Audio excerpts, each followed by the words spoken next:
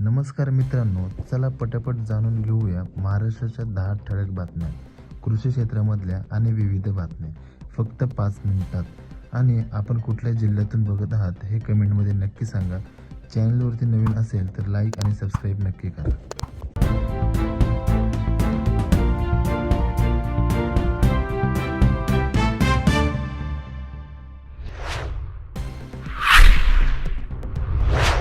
स्थगितीचा आदेश कुठे?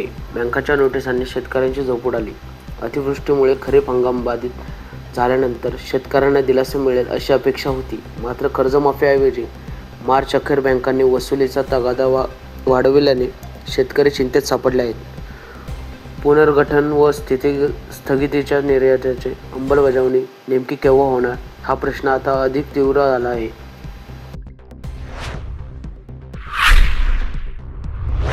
अविश्वसनीय नजारा. मेळघाटात पळसाच्या वाराने जंगल केशरी.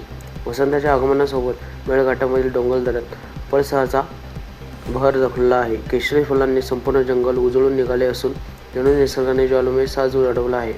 या मोहक दृश्यामुळे निसर्गप्रेमी आणि पर्यटक मेळघाटाकडे आकर्षित होत असून परिसरात फागुन उत्सवाची रंगत वाढू लागली आहे.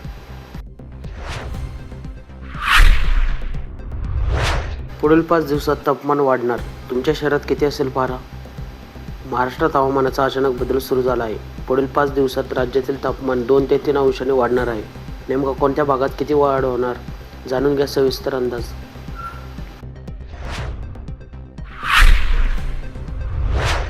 मका बनला भारतातील नंबर 1 इथेनॉल फीडस्टॉक. इथेनॉल निर्मितीसाठी 48% वाटा. सध्याच्या काळात पुरवले जाणाऱ्या एकूण इथेनॉलपैकी मका आधारित उत्पादनात मोठी वाढ झाली आहे.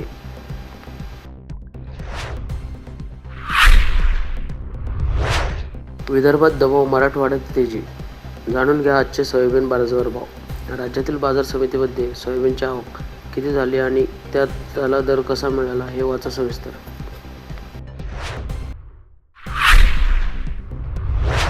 बार्शी तालुक्यातील शेतकऱ्यांनी तब्बल 3 एकरातील उभ्या कांद्या पिकावर फिरवला नांगर. तालुक्यातील उंबरगे येथील शेतकरी संजय संदीपनाथ देशमुख यांनी 3 एकरातील उभे कांदा पीक ट्रॅक्टरने नांगरून टाकल्याची धक्कादायक घटना घडली.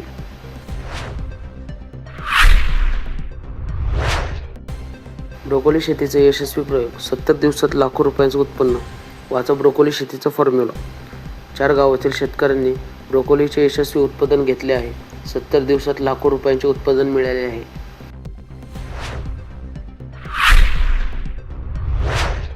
शेतकऱ्यांनो, आधाराच्या माध्यमातून युरियाचा काळा बाजार. गोण्या घेतल्या 2 आणि नोंद केली 18ची. त्यामुळे पथकाचे तातडीने पंचनामा सुरू केला आणि कारवाईचा प्रस्ताव सादर करण्याची तयारी सुरू केली आहे.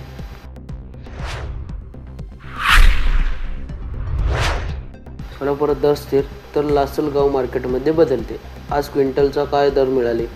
सोलापूर मार्केटमध्ये 55,000 क्विंटल तर नाशिक जिल्ह्यात 1.25 लाख क्विंटल एकट्या लाल कांद्याची आवक झाली.